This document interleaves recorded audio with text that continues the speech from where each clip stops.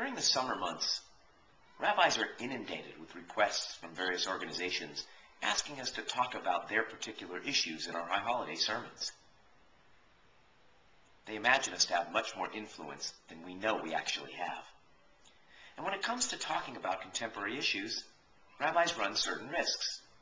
We first risk appearing ignorant, because that's not our forte. Jewish values are.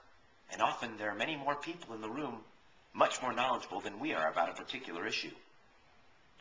More importantly, though, while we always attempt to speak from a framework of Jewish values, we often come dangerously close to crossing that very thin line between what is our interpretation of a Jewish value and what is really just our own personal politics. On the other hand, if we don't talk about contemporary issues at all, we risk making religion appear irrelevant. For if religion has nothing to say about the most important issues of the day, then honestly, what good is it? But this year, the request to talk about one issue came from the President of the United States himself. Barack Obama arranged for a conference call with any rabbi who belonged to the conservative, reform, or reconstructionist rabbinical associations. And he talked to us for about 30 minutes about healthcare and why we should talk about it in our high holiday sermons. He began the call by talking about when he lived in Chicago across the street from KAM Israel Synagogue, and how if he was lucky he would hear the sounds of the shofar. And then he said something to the effect of, I know in a few weeks you'll be reading from this prayer, the Unatane Tokef, which talks about who shall live, who shall die, who by fire, who by water, who by strangling, who by stoning. And then he went on to quote the text of this beautiful prayer. And he said something like, we've reached a point in our society where it's not God, but only the wealthy who are making these decisions. My reaction to the call was twofold. Two reactions at once, really. On the one hand, what a country. We've reached the point in the United States where the president is talking to rabbis about Jewish texts and Jewish values? Who could have imagined that 50 years ago, even 20 years ago?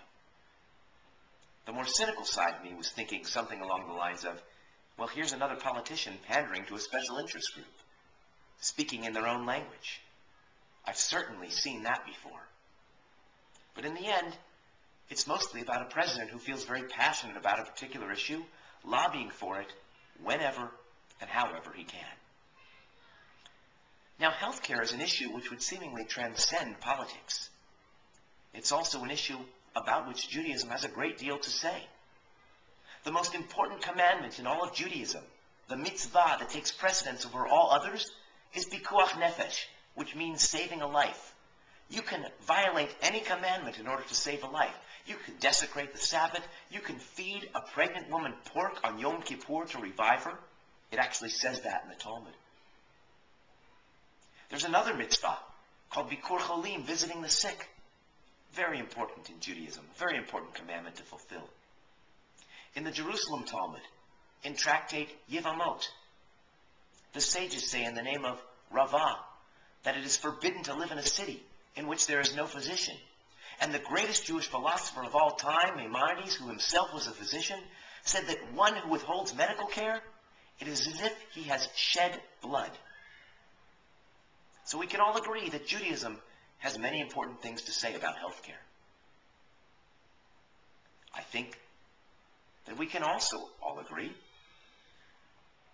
that our society has some obligation to help those who can't afford healthcare.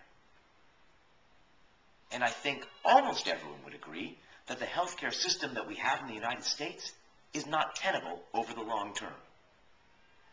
But saying that, that's the easy part. What do we do about it? How do we go about fixing it? And there, it becomes a matter not of value, but of personal politics or economic theory. Whether it should be a single-player plan or whether businesses should bear the brunt of this, or government, the taxpayer, whether it should be a public option or a variety of private options, these are things that we can't answer except based on our political point of view. So I'm not going to take a position on them, because I don't think that that is the place of a rabbi. I also think to some extent it's a question of knowledge and ignorance, because with some exceptions, I think most of us can't really know what these various legislative proposals mean and what they will do over the long term. So what do we do then? Is there anything we can do, regardless of our political orientation, when it comes to health care? And the answer is yes.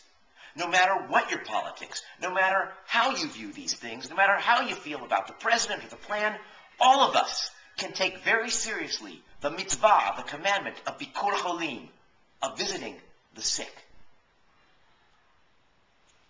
The Talmud tells us that one who visits the sick, it is as if you take away 1/60th of their illness. And let me tell you, as someone who visits the sick often, not often enough, but often, it really does that. The magic that you create for a person who is sick or homebound or in a nursing home, it is incredible. So this year, let's concentrate on fulfilling this commandment of visiting the sick.